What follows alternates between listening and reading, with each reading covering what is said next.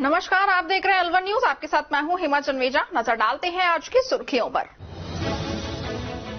खेल प्रतियोगिता में भिवाड़ी के पुलिस जवानों ने दिखाया दमखम। जवानों का एसपी भिवाड़ी ने किया सम्मान।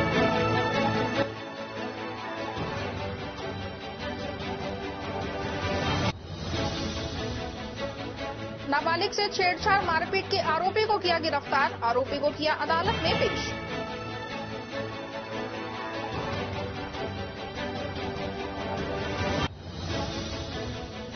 पल्स पोलियो अभियान को लेकर दिया प्रशिक्षण। मुख्य चिकित्सा एवं स्वास्थ्य अधिकारी ने की मॉनिटरिंग।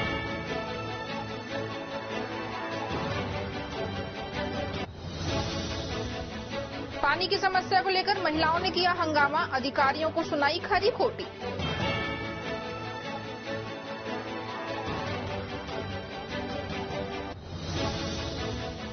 और अब खबरें विस्तार से। दिल्ली मुंबई एक्सप्रेस वे पर मौत 200 की रफ्तार से दौड़ रही है। National highway authority of India NHAI ने एक्सप्रेस वे पर वाहनों की गति सीमा 120 किलोमीटर प्रति घंटा निर्धारित की हुई है, लेकिन यहां वाहन 200 से भी ज्यादा स्पीड में दौड़ रहे हैं, जिसके कारण यहां लगातार हादसे हो रहे हैं।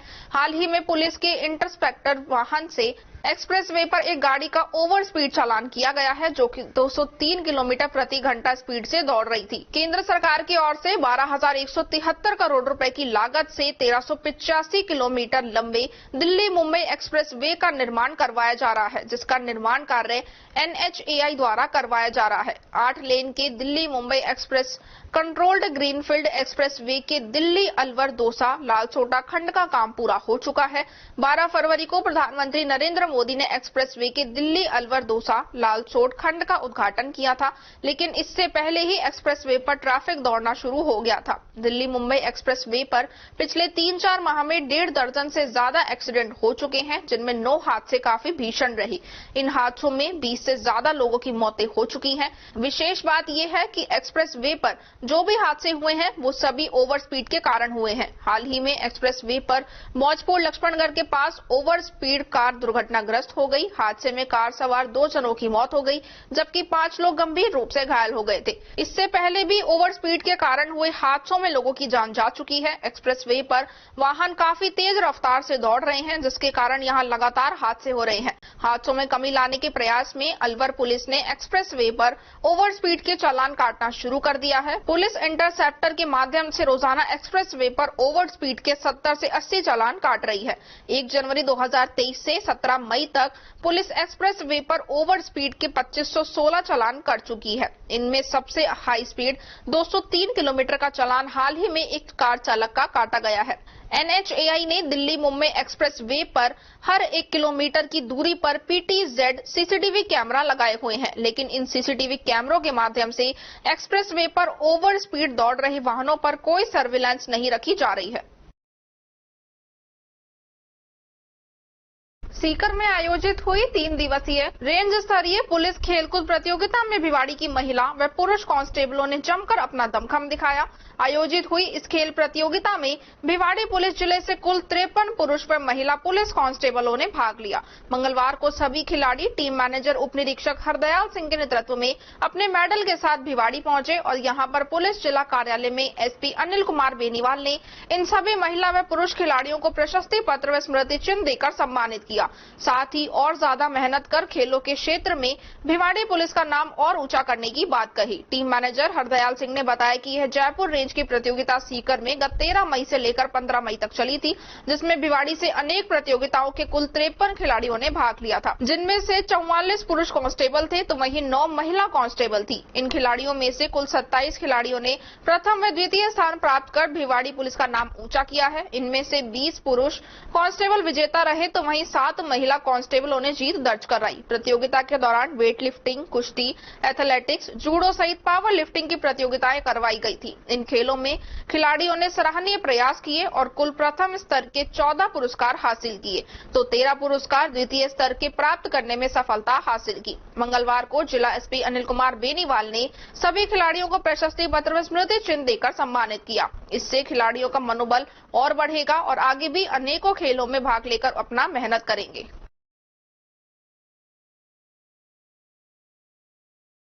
गर्मी बढ़ने के साथ ही भिवाड़ी में पानी की समस्या ज्यादा खड़ी हो गई है।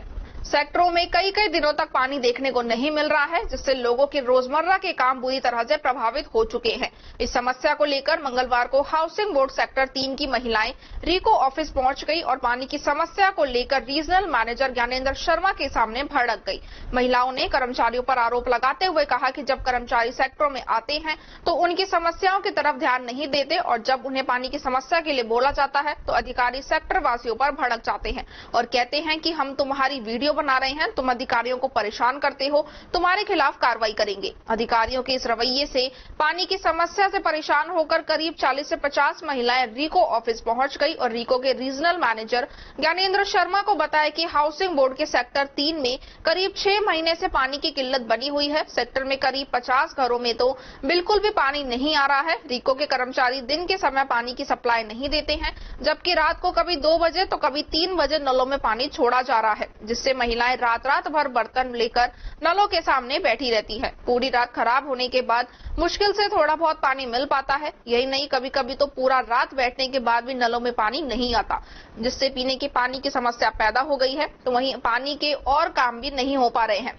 वहीं रीको के रीजनल मैनेजर ज्ञानेंद्र शर्मा ने बताया कि सेक्टर में जिस लाइन से पानी सप्लाई होता है उस लाइन पर नगर परिषद की सीवरेज लाइन का मेन होल है। इस वजह से उसमें कुछ समस्या आ रही है, उसे दुरुस्त कराकर जल्दी ही पानी सप्लाई सुचारू कर दी जाएगी। इस विषय पर जिला कलेक्टर से बात की गई है।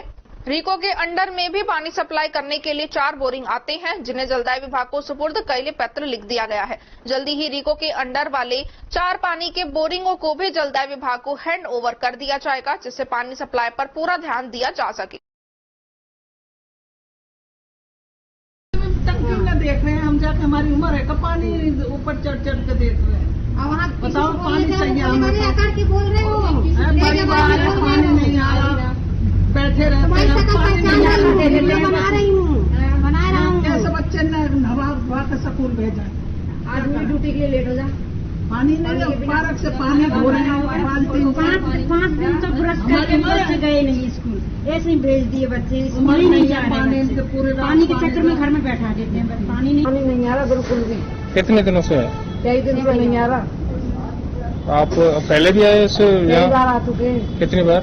3-4 बार। तो कितने परिवार हैं जो पानी की समस्या से जूझ रहे हैं? ज्यादा से ज्यादा तो कितने घर हैं जो जिससे? 20-25 घर तो होंगे। 20-25 घर हैं। तो पानी आपको कब कब मिलता है, कब कब नहीं मिलता है? कभी कभी रात में आता है, बस 1-2 घंटे, 2-4 दिन में 1 दिन। 2-4 दिन में एक बार? कब आता है? रात में आता है, रात को 1 से 2-3 बजे तक बस। फिर पूरे दिन क्या करते हैं?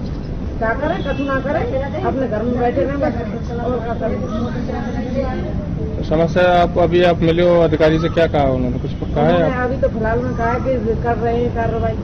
मंगलवार को भिवाड़ी के थड़ा गांव में स्थित टीएचडी गार्डन एनर्जी क्लब में मातृ दिवस बड़ी धूमधाम से मनाया गया, जिसमें महिलाएं सहित बुजुर्ग महिलाओं ने कार्यक्रम में शामिल हुई, जिसमें अंजलि के नेतृत्व में भानुप्रिया की अध्यक्षता में जिला प्रधान शीला चौहान को मुख्य अतिथि के रूप में बुलाकर सम्मानित किया गया। वहीं महिलाओं ने बहुत ही हर्षोल्लास के साथ मातृ दिवस मनाया। अंजलि और भानुप्रिया ने सभी महिलाओं को फूलमाला पहनाकर तिलक लगाकर सम्मानित किया।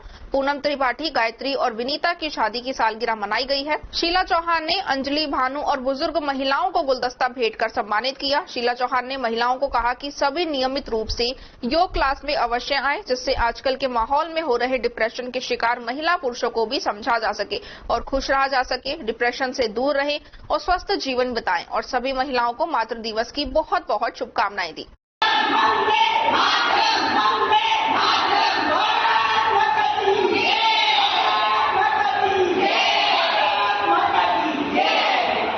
लॉयंस क्लब खैरतल मंडी पीड़ित मानव की सेवा में हमेशा तत्पर रहता है। इसी कड़ी में तहसील कार्यालय में व्हील चेयर की कमी को देखते हुए लॉयंस क्लब खैरतल मंडी के अध्यक्ष लॉयन एडवोकेट भानु प्रकाश अग्रवाल की अध्यक्षता व लॉयंस क्लब प्रांत 3233 E1 के जोन चेयरमैन MJF लॉयन अभिषेक गोयल के मुख्य आतिथ्य में तहसील कार्यालय में तहसीलदार रामकिशन को व्हील चेयर प्रदान की गई। इस अवसर पर additional cabinet secretary lion doctor Rinku Mehta, MJF lion Vinod Balecha, कोषाध्यक्ष lion Suresh Gupta, lion Subhash Goyal, lion CA Lalit Gupta आदि मौजूद रहे। खबरों में वक्त तो चला है एक छोटे से ब्रेक का। ब्रेक के बाद जल्द लौटेंगे। आप बने रहिए अलवन न्यूज के साथ। तेज दिमाग, पैनी नजर और निर्णय लेने की क्षमता आपको बनाती है देश का स्वर्णिम भविष्य। नरेंद्र तिवारी IAS एकेडमी, जो कि है सभी प्रतियोगी परीक्षाओं के लिए सर्वश्रेष्ठ संस्था, जहां का उन्नत माहौल और सही मार्गदर्शन आपको RAS, IAS, शिक्षक, REET, SSC, railway, Delhi police, Rajasthan police, SI, Patwari, STC और BEd जैसी प्रतियोगी परीक्षाओं में सफलता का रास्ता दिखाएगा।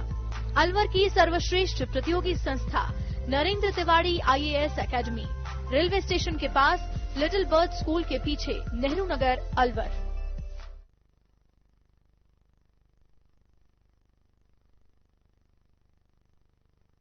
ब्रेक के बाद आपका स्वागत है। बढ़ते हैं अगली खबर की ओर। भिवाड़ी के सोना तावड़ू मोड़ पर स्थित मॉडर्न पब्लिक स्कूल के सामने स्कूल परिसर में खड़ा एक सफेदे का पेड़ अचानक सड़क पर जा गिरा है। कार पर टूटकर गिर गया, जिससे कार चालक तो बार बार बच गया, लेकिन कार आगे से पूरी तरह से क्षतिग्रस्त हो गई है। भिवाड़ी के रहने वाले रेवती दीक्षित ने बताया कि उनका बाईपास पर स्थित मार्बल मार्केट में ऑफिस है और वहां से वह किसी काम से चौपानी की जा रहे थे। जैसे ही वह गाड़ी को लेकर मॉडर्न पब्लिक स्कूल के सामने से निकलने लगे, तभी स्कूल की बाउंड्री के अंदर खड़ा एक भारी भरकम सफेदे का पेड़ टूटकर उनकी गाड़ी के अगले हिस्से पर आकर गिर गया। पेड़ इतनी तेजी से गिरा कि गाड़ी का आगे का पूरा हिस्सा चकनाचूर हो गया। गनीमत ये रही कि पेड़ का हिस्सा गाड़ी की छत पर नहीं गिरा। अगर पेड़ गाड़ी की छत पर गिर जाता तो एक बड़ी दुर्घटना सामने आ सकती थी। रेवती दीक्षित ने बताया कि इस विषय में जब स्कूल प्रशासन से बात की गई तो उन्होंने कहा कि प्रशासन के द्वारा पेड़ काटने के लिए मना किया गया है। अब अगर ऐसे में पेड़ टूटकर सड़क पर गिरते हैं तो इसमें उनका कोई रोल नहीं है। प्रशासन पेड़ों को काटने की अनुमति नहीं देता है, इसलिए ये सभी पेड़ बड़े होकर सड़क पर झुके हुए हैं। फिलहाल पीड़ित रेवती दीक्षित स्कूल प्रशासन पर मामला दर्ज करवाने की बात कह रहे हैं। सर, मैं अपने ऑफिस से आ रहा था, मार्बल मार्केट में मेरा ऑफिस है, मैं राजेश कंपनी जॉब करता हूँ। और वहाँ से बाईपास के आने के बाद मैं चौपान की जा रहा था अपने किसी काम से, ऑफिशियल काम से। और वहाँ से निकलने के बाद मैं रोड पे चल रहा था अपनी नॉर्मल स्पीड में, और ऊपर से ये पेड़ है जो कि मॉडर्न स्कूल के कैंपस में खड़े हुए हैं। सफेदा के पेड़ हैं और ये बहुत सारे खड़े हुए हैं, बहुत हाइट पे है ऊपर। ये रोड पे झूल रहे हैं, आधे से ज़्यादा रोड पे झूल रहे हैं। मुझे पता नहीं लगा कब ये पेड़ ऊपर से एकदम हवा के साथ टूट के आया और मेरी गाड़ी पे आके गिर गया। और गाड़ी पे गिरने के बाद आप देख रहे हो पूरी गाड़ी क्षतिग्रस्त हो चुकी है, पूरा एक्सीडेंट हुआ है। मैं थोड़ा बचा हूँ, शीशे फूट के मेरे हाथ में इधर और गले पे अंदर लगे हैं, यहाँ पे भी लगे हैं। और ये सारा कुछ मेरा नुकसान हुआ है। स्कूल सोसाइटी से बात हुई थी तो वो बोल रहे हैं कि हमारी कोई जिम्मेदारी नहीं है, पेड़ नहीं काट सकते। चाहे रोड पे झूल रहे हैं, कहीं भी गवर्नमेंट मना करती है पेड़ काटने के लिए। मैंने उनको बोला कि आदमी मर जाए तो क्या होगा, बोला नहीं हम पेड़ नहीं काट सकते।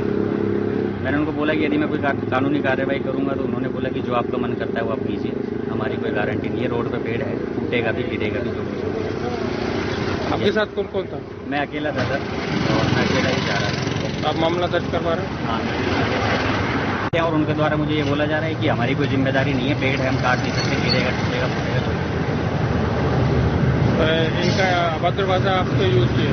हाँ, अभद्र तो नहीं, लेकिन उन्होंने इस प्रकार से बोला कि हमारी कोई जिम्मेदारी नहीं है, रोड पे पेड़ है, प्रशासन अलाउ नहीं करता पेड़ काटने के लिए, तो ये गिरेगा। मैंने उनको बोला सर आप पेड़ काट नहीं सकते, गवर्नमेंट मना करती है जड़ से पेड़ काटने के लिए। आप इनकी छंगाई करवा के इनको मेंटेन तो रख सकते हैं, क्योंकि आपके कैंपस में पेड़ है, कल को सर ये बच्चों के ऊपर भी गिरेंगे। आप देखो ये अंदर तक ही है, ये पेड़ अंदर भी है और सफेदे के पेड़ है 50। तो स्कूल की बाउंड्री के अंदर है ये पेड़? हाँ, ये पेड़ सर स्कूल की बाउंड्री के अंदर है और बाहर रोड की साइड गिरा है। रोड तो पब्लिक के चलने के लिए ना, पेड़ों का थोड़ी ध्यान रख के पब्लिक चलेगी। ये तो प्रशासन को देखना चाहिए, स्कूल कैंपस को देखना चाहिए कि उसको किस प्रकार से रख रहे हैं मेंटेन। आपने किससे बात की थी? मेरी यहाँ पे इन्होंने गार्ड साहब ने इन्होंने बात कराई है, स्कूल के कोई हैं शेखावत जी करके हैं एडमिन इंचार्ज, उनसे मेरी बात हुई। बोला हमारी कोई जिम्मेदारी नहीं है, गिरेगा तो आपके अंडर में हमारे। पल्स पोलियो अभियान को लेकर CMHO कार्यालय द्वारा एक निजी होटल में 2 दिवसीय प्रशिक्षण शिविर का आयोजन किया जा रहा है। इस शिविर में पल्स पोलियो की दवा पिलाने वाले लोगों को प्रशिक्षण दिया जा रहा है।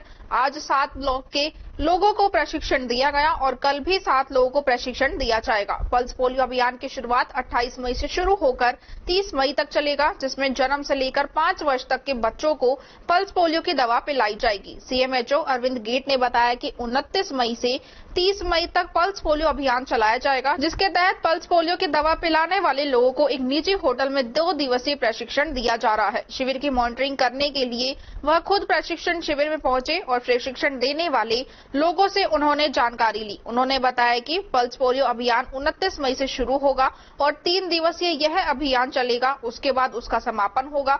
उन्होंने बताया कि जन्म से लेकर 5 वर्ष तक के बच्चों को घर घर जाकर पल्स पोलियो की दवा पिलाई जाएगी। इसके अलावा रेलवे स्टेशन, बस स्टैंड, सभी पीएचसी, सीएचसी और सैटेलाइट हॉस्पिटल, जिला अस्पताल और ग्रामीण क्षेत्रों में बूथ लगाकर बच्चों को पल्स पोलियो की दवा पिलाई जाएगी।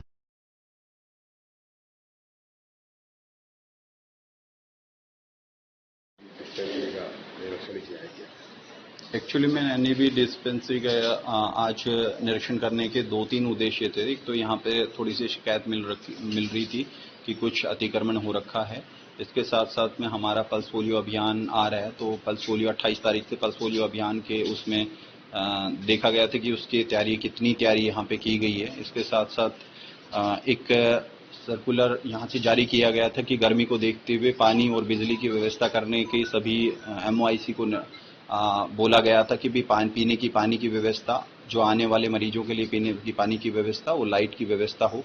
तो बिल्कुल जैसे देख रहे हैं कि वो वाला JJM का कनेक्शन तो फिर भी नहीं है।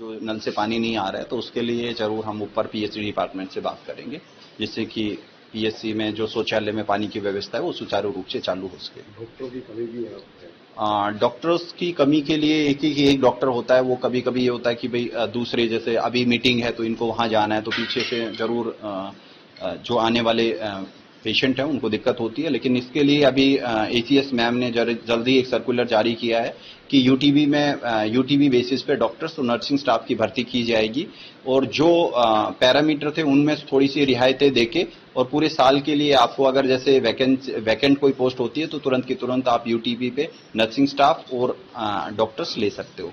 तो जल्दी 15-20 दिन में इसका डिसीजन हो जाएगा। सर, इसमें स्टाफ रूम की कमी है, पेशेंट की भी जगह कम है। बिल्कुल, इसमें स्टाफ रूम की और उसकी है, वो पीछे अतिक्रमण की वजह से थोड़ा सा कमी है।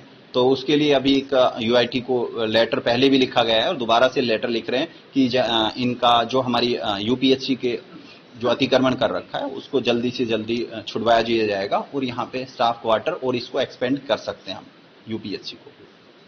खबरों में वक्त तो चला है एक छोटे से ब्रेक का। ब्रेक के बाद जल्द लौटेंगे। आप बने रहिए अलवर न्यूज के साथ। अलवर वासियों के दिल में अपनी अलग पहचान बना चुके त्रिहान ग्रुप खास आपके लिए लेकर आए हैं नगर विकास न्यास अलवर द्वारा अनुमोदित अलवर की बेहतरीन अफोर्डेबल आवासीय योजना, जिसमें आपके लिए उपलब्ध है सुरक्षित जीवन शैली, वो भी सिर्फ नाम मात्र की कीमतों में।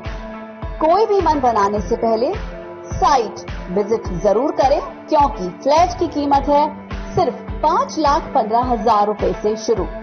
अलवर भिवाड़ी मेगा हाईवे पर स्थित ये टाउनशिप आपके लिए पूरी तरह से सेफ है, जहां आपको मिलेंगी चौड़ी सड़कें, हरे भरे गार्डन, मंदिर और गुरुद्वारा। तो जल्दी कीजिए, सीमित फ्लैट्स उपलब्ध।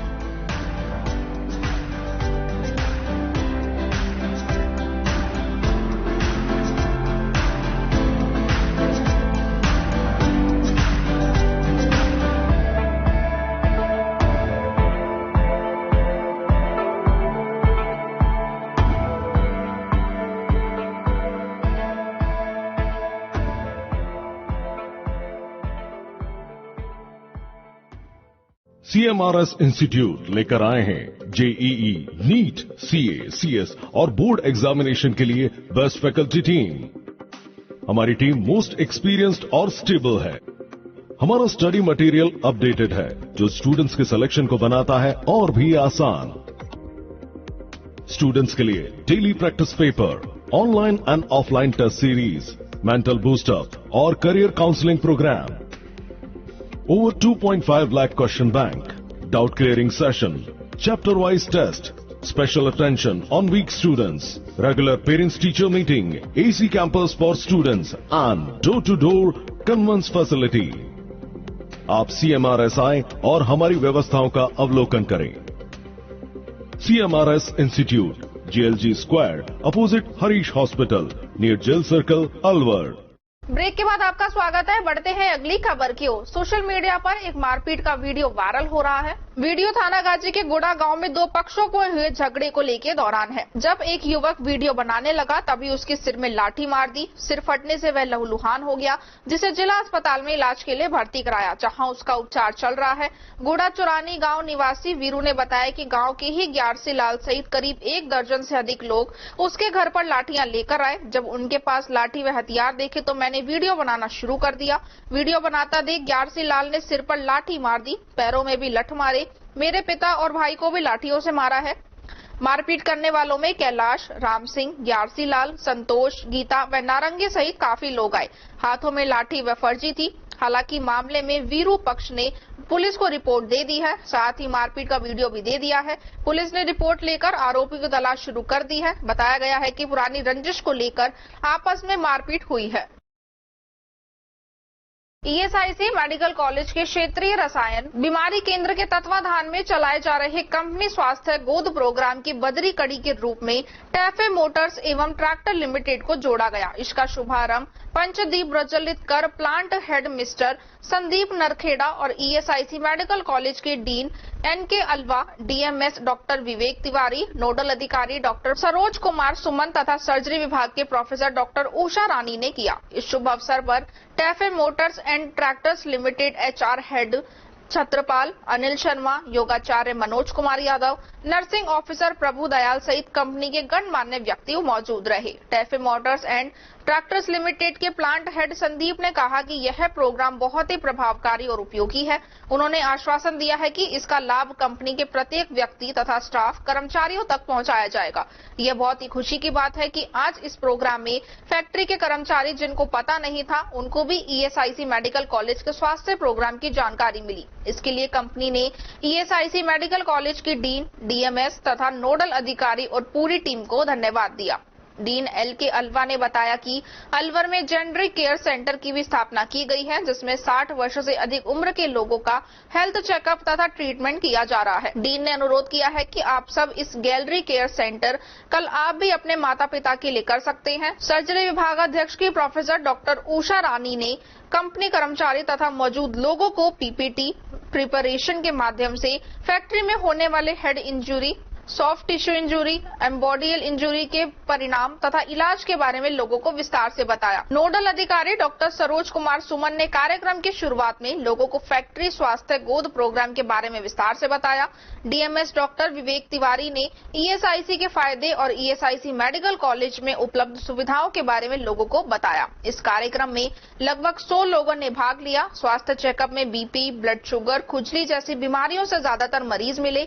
इस प्रोग्राम को आगे आने वाले दिनों में 100 से कंपनियों के पास पहुंचाया जाएगा। अलवर शहर के वार्ड नंबर 48 में पानी की समस्या से चलते स्थानीय पार्षद अजय पुनिया के साथ मनुमार्ग स्थित जलदाय विभाग कार्यालय पहुंचे और आक्रोशित महिलाओं ने हंगामा खड़ा कर दिया। इसके बाद लोग जलदाय विभाग के अधिकारियों से मिले और उनको पानी की समस्या से अवगत करवाया। महिला ने बताया कि वार्ड नंबर 48 में पिछले 3 साल से पानी की समस्या है, लेकिन जलदाय विभाग अधिकारी इस ओर कोई ध्यान नहीं देते हैं। ऐसे में महिलाएं पानी के लिए पूरी रात जागती हैं, लेकिन फिर भी पानी नहीं मिल पा रहा है। उन्होंने बताया कि इस भीषण गर्मी में महिलाएं पानी के लिए परेशान हैं।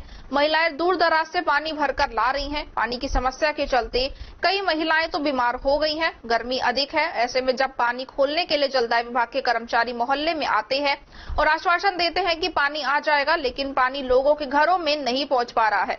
3 दिन में एक बार जलदाय विभाग पानी की सप्लाई दे रहा है। ऐसे में लोगों के घरों में पानी की आपूर्ति के होने के चलते लोगों में जलदाय विभाग के अधिकारियों के खिलाफ भारी रोष है। पार्षद अजय पुनिया ने बताया कि वार्ड नंबर 48 में पानी की समस्या विकराल रूप ले चुकी है। यहां पर पानी नहीं आने के चलते आज आक्रोशित महिला जलदाय विभाग कार्यालय पहुंच गई, क्योंकि क्षेत्र में पानी नहीं आने के चलते महिलाओं में रोष है। उन्होंने कहा कि जलदाय विभाग अधिकारी पानी की समस्या पर कोई ध्यान नहीं दे रहे हैं। जलदाय विभाग द्वारा पूरे शहर में पानी के टैंकर से सप्लाई की जा रही है, लेकिन उनके वार्ड में मात्र 5 टैंकर ही पानी पहुंचा है। पानी का टैंकर भी मोहल्ले में विवाद खड़ा कर देता है। पानी का टैंकर एक आता है और सैकड़ों लोग पानी भरते हैं। ऐसे में झगड़ा होने की उम्मीद भी है। ऐसे में जलदाय विभाग के अधिकारियों ने कहा कि पानी की समस्या का जल्द ही समाधान कर दिया जाएगा। इस समय पीछे से पानी की आपूर्ति नहीं हो पा रही है। बोरिंग और ट्यूबवेल सूख चुके हैं, लेकिन फिर भी जलदाय विभाग लोगों के लिए पानी की आपूर्ति करने में लगा हुआ है।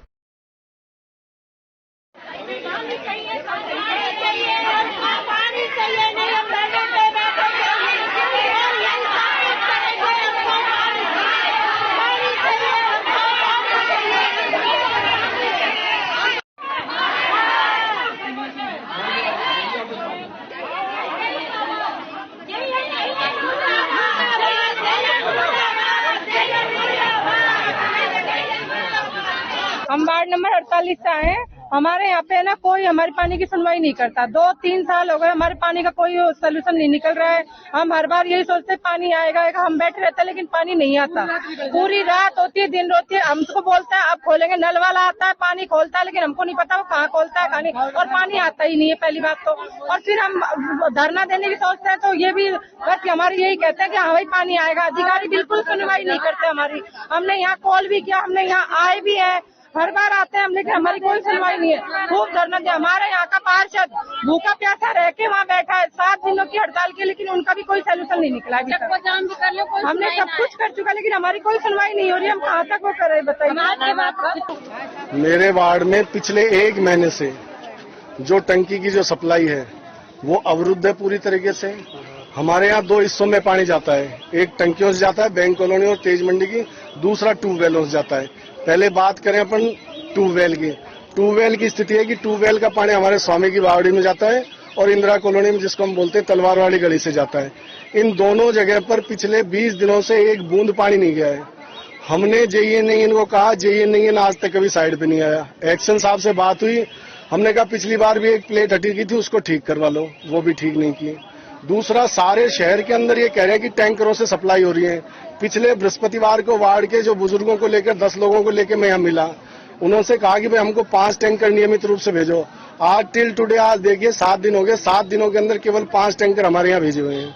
आपके सामने 150 महिलाएं यहाँ खड़ी हैं। ये तो पुरुष तो वैसे हम लोग आ गए साथ में, बाकी मूल समस्या महिलाओं की सुबह उठने से लेकर रात को सोने तक इनकी तकलीफ है। हमारे तेज मंडी का टंकी का पानी आता है यहाँ से, इसमें अपने अट्टा मंदिर के पीछे पिछला 1 महीने से एक बूंद पानी नहीं आई। तेज मंडी के कॉर्नर पर जो पुराना हमारा जो ट्रांसपोर्ट जो कार्यालय हुआ करता था, वहां से एक डिवाइडेशन का पाइप है। हमने से जेईएन साहब से कह दिया कि भाई उसको आप एक बार ठीक कराओ, उसमें खार जम जाती है। आज तक नहीं करवाया। 3 दिन पहले उस खड्डे को खोदा और परसों वापस बंद करवा दिया। संजय नगर में यही स्थिति है, नेहरू नगर के अंदर, यही पूरी इंदिरा कॉलोनी के अंदर हमने 3 बार इनको विजिट करा दिया। नंगड़ी मोहल्ले के अंदर आके कि भाई इन्होंने हमका भाई सिंगल फेस कोई थोड़ा सा जोड़ दो, इन लोगों को पानी मिल जाए। अब आप आए हैं, किस तरह की मांग रखेंगे, किस तरह? नहीं, हमारी तो कोई मांग ही नहीं है। हमारी तो मांग इतनी सी है कि जो हमारे आ रहा था हमारा वो पानी व्यवस्थित कर दो। हम ये कह रहे हैं ट्यूबवेल हमारा, हमने कहा वाश आउट करो, उनको 10 दिन बाद में वाश आउट करा। हमने कहा देखो ये उल्टे चल रहे हैं, 10 दिन बाद इन्होंने उल्टे चला गया। हमने कहा इसमें पाइप जोड़ो, 20 दिन बाद में पाइप बढ़ाया। आज सवाल ये है कि चारों ट्यूबवेलों का पानी जा कहाँ रहा है। आज हमने एएन से बात की, एएन ये कहता है कि हमारा पानी लक्ष्मी नगर से आता है और जो मालवीय नगर का सारा पानी स्कीम 2 में दे देते हैं। पानी सबको दीजिए, लेकिन जो हमारे हिस्से का पानी, हमारे हिस्से का हमको दीजिए। आपने 2 दिन में एक बार किया, ये कह रहे हैं 3 दिन में, 4 दिन में। किससे पूछ के करोगे भाई 4 दिन में, 3 दिन में? पहले जनता से तो पूछो। आपके सामने मेरा एक मौजूद सवाल है, ये पब्लिक है इसके बीच में, क्या कलेक्टर की टंकी जा रही है? क्या एसपी के ट्यूबवेल जा रहा है? आप देखिए हमारा जो एसपी के बगल में ट्यूबवेल, उसमें से 2 अवैध कनेक्शन एसपी की कोठी में जा रहे हैं। अलवर का एक भी, आपके माध्यम से मैं चुनौतीपूर्ण तरीके से कह रहा हूँ ये बात, अलवर का एक भी अधिकारी नहीं है जिसके घर में अवैध कनेक्शन नहीं है शहर की टंकियों को भरने के लिए। खबरों में वक्त तो चला है एक छोटे से ब्रेक का। ब्रेक के बाद जल्द लौटेंगे। आप बने रहिए अलवर न्यूज के साथ। Welcome to Modulus IIT NEET academy, Moti Dungri, Alwar, Rajasthan.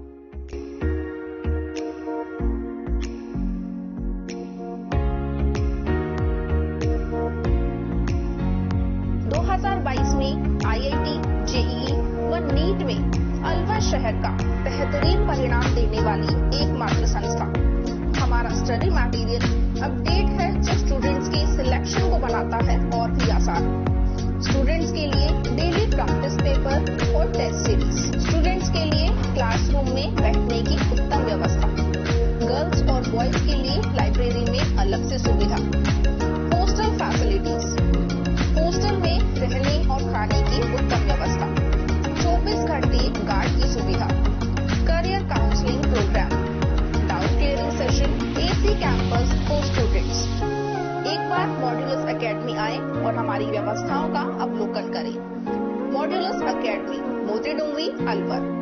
RBS senior secondary school, Milarpur, एक ऐसा इंग्लिश मीडियम स्कूल जो कि सीबीएसई से मान्यता प्राप्त अलवर जिले के रामगढ़ गोविंदगढ़ मार्ग पर मिलकपुर गांव के समीप 18 एकड़ भूमि पर संचालित है। विद्यालय में 11th और 12th साइंस, आर्ट्स और कॉमर्स विषय इंग्लिश मीडियम में संचालित है। आरबीएस स्कूल में कक्षा नर्सरी से 12 तक के रामगढ़, गोविंदगढ़ व सीकरी आदि दूर दराज से अध्ययन करने आने वाले बच्चों के लिए बसों की सुविधा भी उपलब्ध है। आरबीएस स्कूल में बच्चों के खेलने के लिए मैदान, computer lab, math, biology, physics, chemistry lab, library hall और इसके साथ साथ म्यूजिक क्लास की भी सुविधा है। विद्यालय में वॉलीबॉल, तीरंदाजी व बैडमिंटन सहित अन्य खेल गतिविधियां भी करवाई जाती है। प्रधानाचार्य दिनेश शर्मा एमएससी बीएड सहित वर्षों पुराने अनुभवी और प्रशिक्षित व्याख्याता अध्यापकों द्वारा अध्ययन करवाया जाता है। आरबीएस स्कूल के चेयरमैन राम सिंह यादव और सचिव अमन यादव प्रत्येक विद्यार्थी की गतिविधि पर बारीकी से नजर रखते हैं।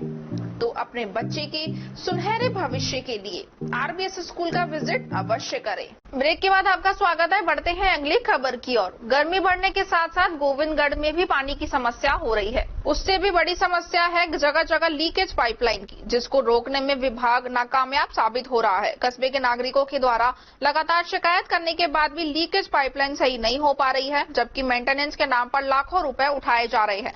कृष्ण गोपाल गोयल ने बताया कि गोविंदगढ़ बस स्टैंड पर पिछले एक सप्ताह से पाइपलाइन लीकेज है, जिससे प्रतिदिन हजारों लीटर पानी व्यर्थ बह रहा है। जलदाय विभाग के सहायक अभियंता, कनिष्ठ अभियंता सहित अन्य कार्मिकों को अवगत करवाया है, लेकिन किसी ने भी इस ओर ध्यान नहीं दिया।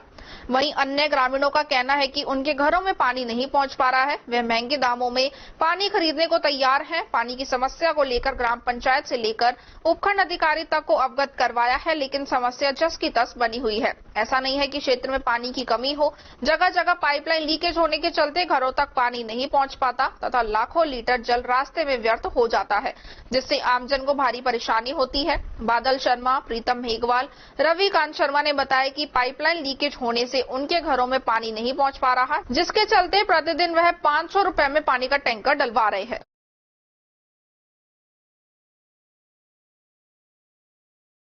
बहरोड मुंडावर मार्ग पर स्थित सियाखोव वाले हनुमान जी महाराज का विशाल मेला एवं देसी घी के भंडारे व रागने कंपटीशन कार्यक्रम का आयोजन बड़ी धूमधाम से किया गया। मंदिर पर सुबह से ही भक्तों की भारी भीड़ रही और भक्तों ने हनुमान जी महाराज के सामने पूजा अर्चना की और क्षेत्र में व अपने घरों में सुख शांति की कामना की। वहीं पंगत में बैठकर विशाल देसी घी के भंडारे में प्रसादी ग्रहण की। कार्यक्रम में मुख्य अतिथि समाज सेवी इंद्र यादव रहे।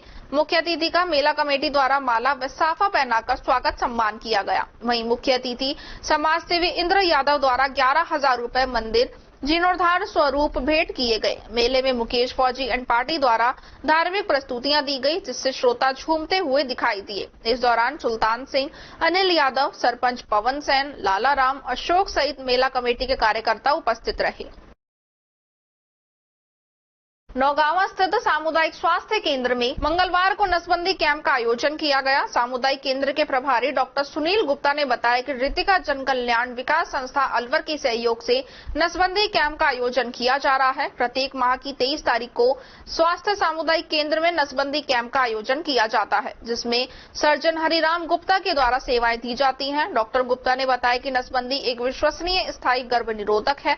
नसबंदी कराने वाली महिला को 2,000 की राशि चेक के द्वारा प्रदान की जाती है तथा जो अन्य महिला को नसबंदी के लिए मोटिवेट करती है उस महिला को 300 रुपए की राशि दी जाती है। मंगलवार नसबंदी कैंप के दौरान 19 महिलाओं की नसबंदी की गई है। सर्दियों में लगभग 80 से ऊपर नसबंदी की जाती है और एक साल में लगभग 600 से ऊपर महिलाओं की नसबंदी सामुदायिक स्वास्थ्य केंद्र नौगावा में हो जाती है। डॉक्टर सुनील गुप्ता ने बताया कि नसबंदी में लगभग 8 से 10 मिनट का समय लगता है। नसबंदी के पश्चात महिला 4 से 6 घंटे बाद अपने घर जा सकती है तथा नसबंदी के 48 घंटे बाद वह अपना सामान्य रोजमर्रा का कार्य कर सकती है। 10 से 15 दिन तक उसे भारी वजन वाली वस्तुएं नहीं उठानी है।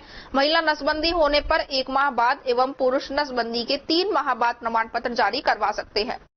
राज्य सरकार के जारी किए गए अपने आखिरी बजट घोषणा पत्र में भिवाड़ी के उप जिला स्वास्थ्य केंद्र को जिला स्वास्थ्य केंद्र में अपग्रेड करने की घोषणा की गई थी। इसके लिए सरकार ने जमीनी स्तर पर प्रयास तेज कर दिए हैं। भिवाड़ी में हाउसिंग बोर्ड ऑफिस के बराबर में बीड़ा व हाउसिंग बोर्ड में अपनी जमीन जिला अस्पताल के लिए आवंटित भी कर दी है, जिस पर मेडिकल डिपार्टमेंट की तरफ से भवन निर्माण के लिए साइट प्लान जारी कर दिया गया है। नए भवन निर्माण के लिए आगामी 26 मई को टेंडर खोलने की प्रक्रिया की जाएगी। मेडिकल डिपार्टमेंट की तरफ से जारी किए गए साइट प्लान के अनुसार भिवाड़ी का जिला अस्पताल कुल 19,403 स्क्वायर मीटर जमीन पर बनने वाला है, जिसमें ग्राउंड फ्लोर सहित कुल 4 फ्लोर की बिल्डिंग बनाई जाएगी, जिसमें जिला अस्पताल लेवल की तमाम सुविधाएं लोगों को मुहैया करवाई जाएंगी। साइट प्लान के अनुसार ग्राउंड कवरेज बिल्डिंग में कुल 4,052 स्क्वायर मीटर पर निर्माण कार्य होगा। इसके अलावा मेडिकल गैस मैनिफोल्ड के लिए 84 स्क्वायर मीटर, इसमें बायोमेडिकल वेस्ट मैनेजमेंट के लिए 30 स्क्वायर मीटर, तो वहीं सेंट्रल लॉन्ड्री के लिए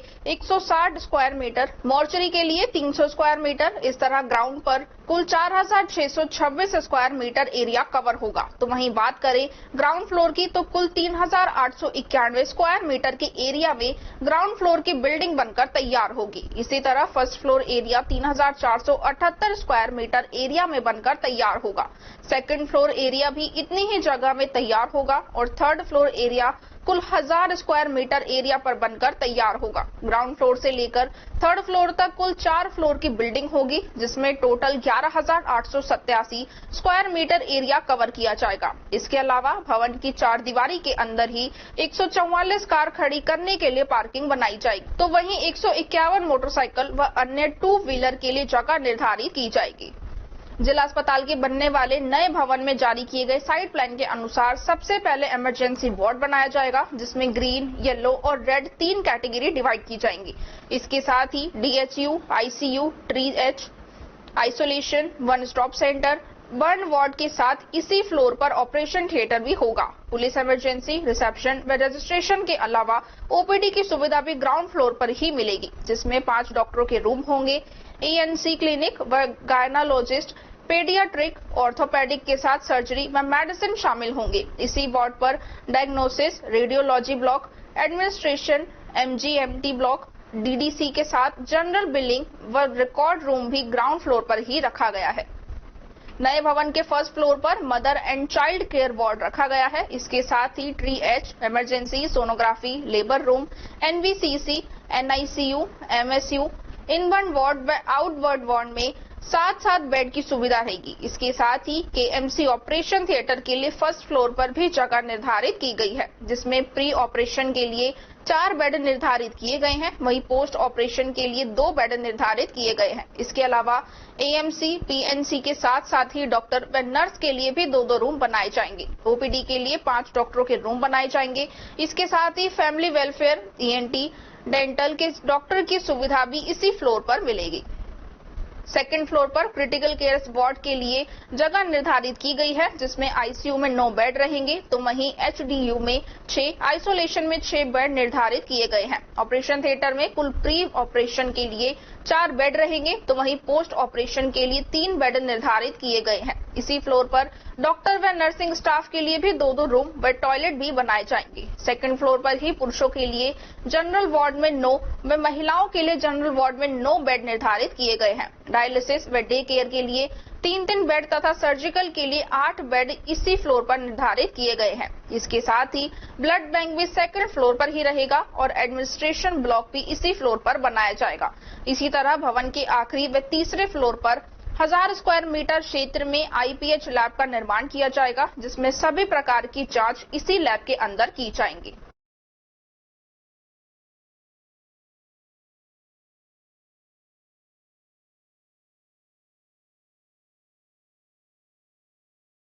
गोविंदगढ़ कस्बे में स्थित पंजाब नेशनल बैंक के शाखा प्रबंधक के रूप में रामेश्वर दयाल अवस्थी ने अपना कार्यभार संभाला। इस मौके पर कस्बे वासियों ने शाखा प्रबंधक का माला व साफा पहनाकर स्वागत सम्मान किया। इस मौके पर विप्र फाउंडेशन के जिला उपाध्यक्ष रविंद्र शर्मा एवं ब्लॉक अध्यक्ष नीरज भगवती, वीर किशन अवस्थी, अनिल मेडिकल, एडवोकेट अरुण शर्मा, गोपेश शर्मा, चंद्रकांत, उदय स्वामी, कपिल मिश्रा सहित सभी लोग मौजूद रहे। मौके पर शाखा प्रबंधक ने बताया कि इस पंजाब नेशनल बैंक में सभी उपभोक्ताओं के कार्य संतोषजनक पूर्वक किए जाएंगे और 2000 के नोट बदलने के प्रोसेस चल रहे हैं। किसी को भी नोट बदलवाने में कोई परेशानी नहीं आएगी। अन्य बैंकों की तुलना में हमारे उपभोक्ता संतुष्ट रहते हैं और सभी स्टाफ भी तत्परता से कार्य करते हैं। विप्र फाउंडेशन की ओर से अन्य बैंकों में भी जाकर शाखा प्रबंधक को सम्मान किया जाएगा और स्मृति चिन्ह भी भेंट किया जाएगा। Okay flip India private limited की ओर से अलवर में अतुल आयुर्वेद सेंटर की ओपनिंग की गई, जिसके मुख्य अतिथि टीकाराम जूली कैबिनेट मंत्री ने फीता काटकर ओपनिंग की। इस मौके पर कंपनी के जनक डॉक्टर JR मीना एवं कंपनी के core leader doctor Khushiram, Dharmendra, Sandeep, Devkaran, Vishnu, Roni, Mansingh, Mohan, Devendra, Neeraj आदि उपस्थित रहे। Company startup India and I start Rajasthan से मान्यता प्राप्त है। कंपनी का मुख्य उद्देश्य रोग मुक्त एवं रोजगार देना है। इस अवसर पर बीजेपी से आरती भगुना, रीना शर्मा, मीना अरोड़ा, महिला अधिकार विकास फाउंडेशन के अध्यक्ष उपाध्यक्ष संतोष देवी, रंजना और भारतीय महिला फेडरेशन की अध्यक्ष उपाध्यक्ष गीता सैनी, ज्योति सेतिया, CEO एंड MD नमस्ते गुरुजी एंटरप्राइजेस और गंगा वधवा शिवी ब्यूटी पार्लर को सम्मानित किया गया। अतुल आयुर्वेदिक वेलनेस सेंटर का उद्घाटन अलवर केंद्र हमने किया ओके फ्लिप इंडिया प्राइवेट की तरफ से।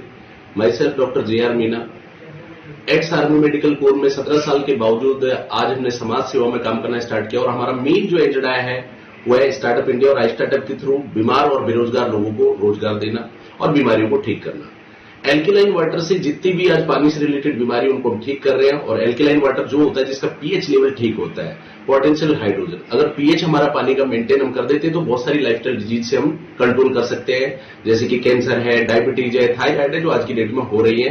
तो ये पूरा डिस्ट्रिक्ट लेवल का हमारा वेलनेस सेंटर है जो पूरी डिस्ट्रिक्ट में सप्लाई करेगा और रोजगार के थ्रू हम स्टार्टअप इंडिया फ्रेंचाइजी मॉड्यूल में हम काम कर रहे हैं। B2B, B2C और B2G तीनों मॉड्यूल के अंदर हमारी संस्था काम कर रही है। आज बहुत सारे हमारे साथ में सहयोगी है जो बहुत ही बेहतरीन लेवल पे यहाँ पे काम कर रहे हैं और अलवर के अंदर बहुत बेहतरीन तरीके से कल ये उद्घाटन हुआ और इसी तरीके से हमारी कंपनी के लगभग 50,000 से ज्यादा डिस्ट्रीब्यूटर हैं और 1,000 से ज्यादा हमारे फ्रेंचाइजी मॉड्यूल है। Thank you.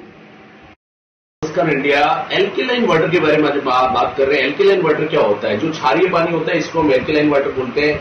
जो pH लेवल, पोटेंशियल हाइड्रोजन जो 7 से ऊपर का pH लेवल मेंटेन करता है, दैट्स कॉल्ड एल्केलाइन वाटर। आज अगर हमारी बॉडी एल्केलाइन है और अम्लीय और क्षारीय का बैलेंस है तो हमारी बीमारियां उन्हें हमारी बॉडी कंट्रोल कर सकती है। ये आपको चमत्कार लग सकता है कि पानी से बीमारियां ठीक होती है, लेकिन बिल्कुल 100% होती है। आज जो हमारा गंगा का पानी जहां से ओरिजिनेट होता है वो एल्केलाइन है। आपका आबे जमजम का पानी वो आपका ओरिजिनेट होता है, वहां से वो एल्केलाइन है। आपका नारियल पानी जो हम पीते हैं बीमारियों के अंदर वो भी आपका एल्केलाइन होता है, लेकिन आज नेचर के अंदर एल्केलाइन कम है। थैंक्स ओके फ्लिप इंडिया जिसने ये मशीन ओरिजिनेट की है और आपका जो पानी है उसे हम एल्केलाइन में कन्वर्ट कर देते हैं और बहुत सारी बीमारियों से, बहुत सारी लाइफस्टाइल डिजीज से पानी से आप बचाव कर सकते हैं। धन्यवाद। देखिए मेन जो आज पूरा इंडिया पी रहा है वो आरओ का पानी पी रहा है। आरओ जो काम करता है रिवर्स ऑस्मोसिस टेक्नोलॉजी पे काम करता है, लेकिन एल्केलाइन वाटर आयोनाइजर जो है वो इलेक्ट्रोलाइसिस प्रोसेस पे काम करता है। आरओ TDS को कंट्रोल करता है, टोटल डिजॉल्व सॉलिड को, और जो आपका एल्केलाइन वाटर है वो आपका pH लेवल को मेंटेन करता है और pH लेवल को मेंटेन करने की वजह से जितनी भी लाइफस्टाइल डिजीज उन्हें हम कंट्रोल करने में सहयोगी रहते हैं।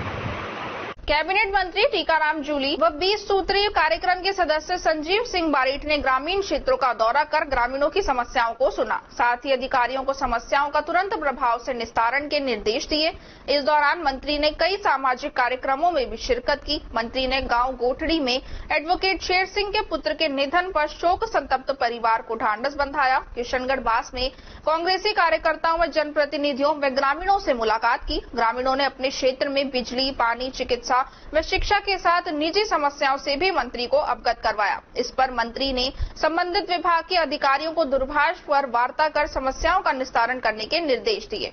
इस मौके पर सैकड़ों लोगों ने साफा व माला पहनाकर कैबिनेट मंत्री जूली व 20 सूत्रीय कार्यक्रम के सदस्य संजीव बारीठ का स्वागत किया। विधायक दीपचंद खैरिया व एसडीएम गंगाधर मीणा ने उपखंड कार्यालय पर विद्युत एवं जलदाय विभाग के अधिकारियों की बैठक ली। विधायक ने अधिकारियों को निर्देश देते हुए कहा कि पेयजल आपूर्ति में लापरवाही बर्दाश्त नहीं की जाएगी। विधायक खैरिया के निजी सहायक सुनील कांत गोल्डी ने बताया कि बैठक में विद्युत विभाग के कर्मचारियों को पानी सप्लाई के समय विद्युत कटौती नहीं करने के लिए निर्देशित किया गया है।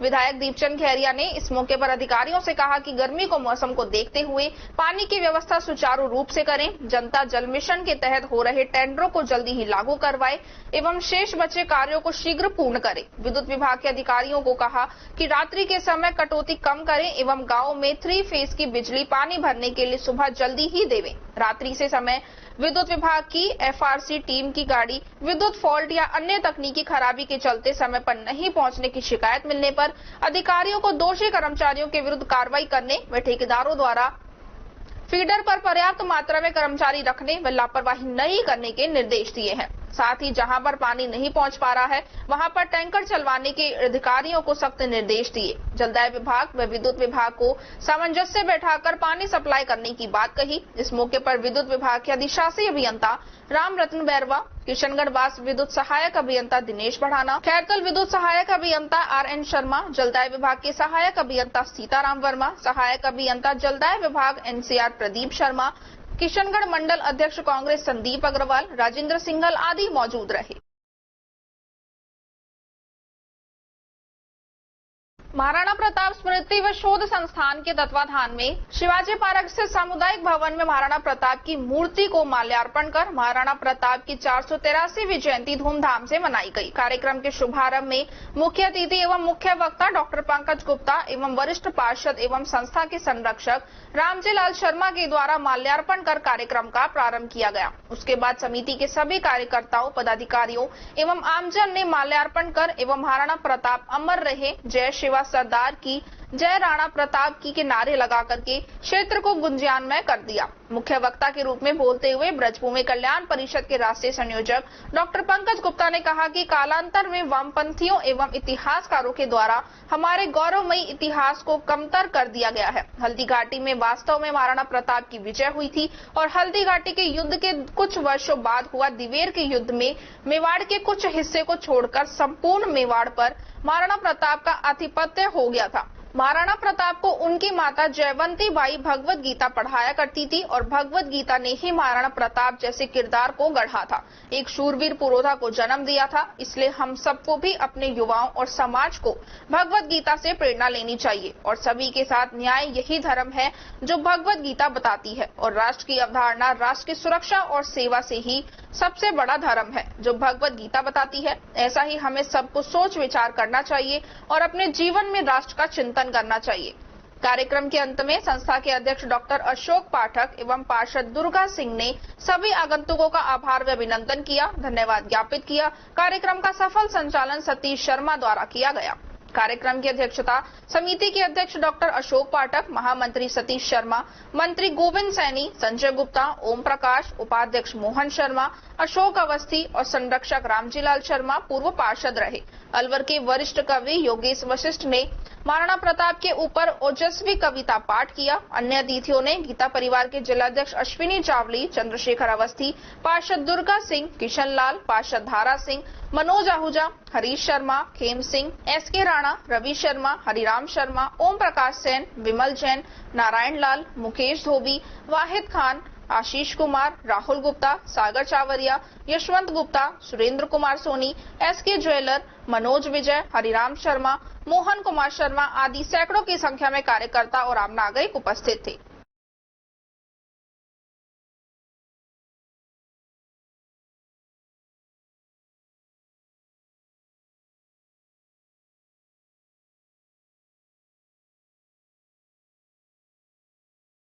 गोविंदगढ़ थाना क्षेत्र के गांव टीकरी में बुलेट गाड़ी न मिलने पर लड़की ले जाने से इनकार करने का मामला सामने आया है। इसके बाद ग्रामीणों ने बारात रोक ली और उन्हें जाने नहीं दिया। 5 घंटे चली पंचायत के बाद बारात बिना दुल्हन के बेरंग लौट गई। फजरू खान ने बताया कि उसकी बेटी का रिश्ता पहाड़ी थाना क्षेत्र के छपरा गांव निवासी मुबीन के पुत्र नासिर तथा जुनैद के साथ मुस्लिम रीति रिवाज से शादी तय हुआ था। बारात आने के बाद हमने खूब अच्छे प्रकार से खातिर की।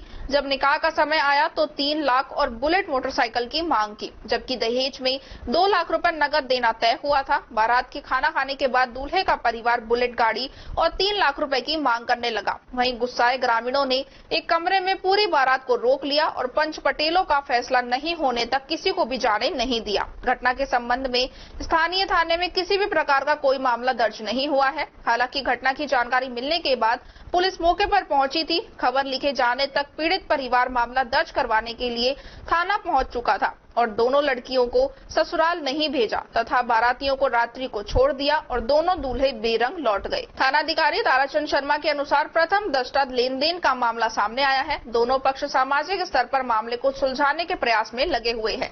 लड़की के पिता फजरू खान के अनुसार निकाह के समय बुलेट बाइक मांगी गई थी, जबकि पहले कुछ भी तय नहीं हुआ था। हमारी इनके द्वारा बेकदरी की गई, दोषियों को सजा मिलनी चाहिए। यह बारात पहाड़ी थाने के छपरा गाँव से आई थी।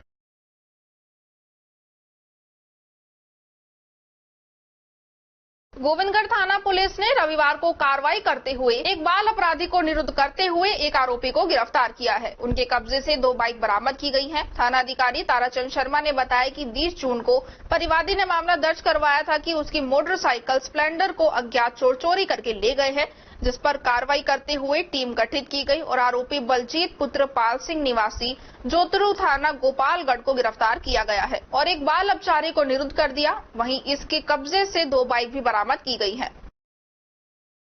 सोमवार को रामगढ़ में गोविंदगढ़ मोड़ पर स्थित अग्रवाल धर्मशाला में श्याम सखा मंडल व श्री श्याम जन कल्याण सेवा समिति रामगढ़ की बैठक का आयोजन किया गया, जिसमें प्रेम पीठ तिजारा के पीठाधीश्वर ललित मोहन ओझा गुरु जी की अध्यक्षता में की गई। बैठक में सर्वप्रथम बाबा श्याम की वंदना के साथ बैठक प्रारंभ हुई। बैठक में मंदिर निर्माण व जागरण को लेकर चर्चा की गई और मंदिर निर्माण कमेटी का गठन भी किया गया। बैठक को संबोधित करते हुए आचार्य ललित मोहन ओझा ने कहा, रामगढ़ में जल्दी ही श्याम बाबा के मंदिर का निर्माण किया जाएगा। बैठक के बाद तिजारा पीठाधीश्वर आचार्य ललित मोहन ओझा अलावड़ा पहुंचे और अलावड़ा में भी श्याम बाबा के मंदिर निर्माण के बारे में श्याम सखा मंडल सदस्यों से विचार विमर्श किया। अलावड़ा में गत माह 25 अप्रैल को हुए श्याम बाबा के जागरण के दौरान स्थानीय निवासी मधुसूदन शर्मा, ब्रजभूषण शर्मा, अनिल शर्मा व स्वर्गीय सरपंच श्री लाल शर्मा परिवार की तरफ से आधा बीघा भूमि मंदिर निर्माण के लिए दान दी गई है। रामगढ़ में बैठक के दौरान जवाहरलाल तनेजा, श्याम सखा मंडल के अध्यक्ष सत्यम गोयल, दिनेश चौहान, दिनेश शर्मा एडवोकेट, फिरोजपुर से मनोज अग्रवाल, शिवम अग्रवाल, अमित कुमार भारद्वाज, महेंद्र गोपालिया, राकेश मित्तल, गौरव सोनी, रोहित जैन, रोहित खंडेलवाल, रामोतार शर्मा, बाबूलाल मित्तल, राजू अरोड़ा, शंकर श्रीवास्तव, तन्नू कुकरेजा, हरीश बेनीवाल, संदीप सेन,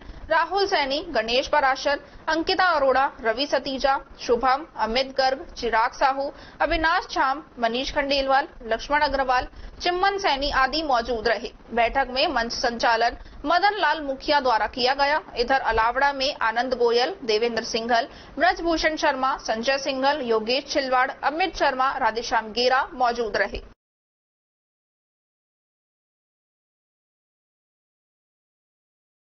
अलवर जिले के रैनी पंचायत समिति क्षेत्र के ग्राम माचाड़ी में स्थित श्री श्री 1008 श्री नगेश्वर धाम आश्रम पर सोमवार को नगेश्वर धाम आश्रम के महंत माधव दास महाराज के सानिध्य में पंडित श्री राम कथा आचार्य पंडित श्याम सुंदर शास्त्री, मंडावर वाले के सह आचार्य पंडित विमलेश्वर शास्त्री, दौसा पंडित ऋषिकेश शास्त्री, पंडित जनार्दन शास्त्री, पंडित बनवारी लाल शास्त्री, पंडित नरेश ने जलादिवास, पत्रादि, पुष्पादि, फलादिवास यज्ञ आचार्यों के द्वारा करवाया गया। श्री राम कथा यज्ञ आचार्य पंडित श्याम सुंदर ने बताया कि 23 मई मंगलवार को प्रातः 7 बजे नगर परिक्रमा की जाएगी। उसके बाद अन्नादिवास होगा, उसके बाद फेरा कार्यक्रम होगा, साय वस्त्रादिवास होगा। इस अवसर पर नागराज शर्मा सहित सैकड़ों ग्रामीण मौजूद थे।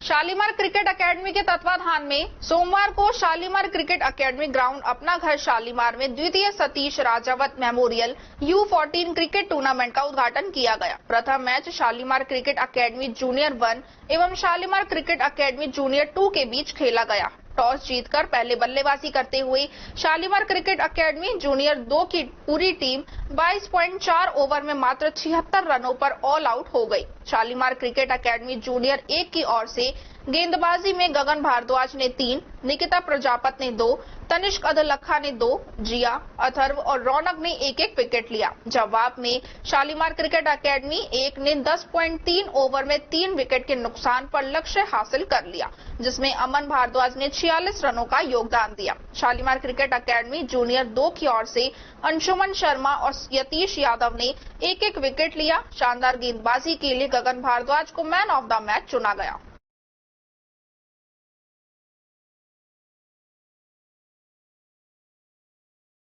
खबरों में बस इतना ही। आप बने रहिए अलवर न्यूज के साथ। नमस्कार।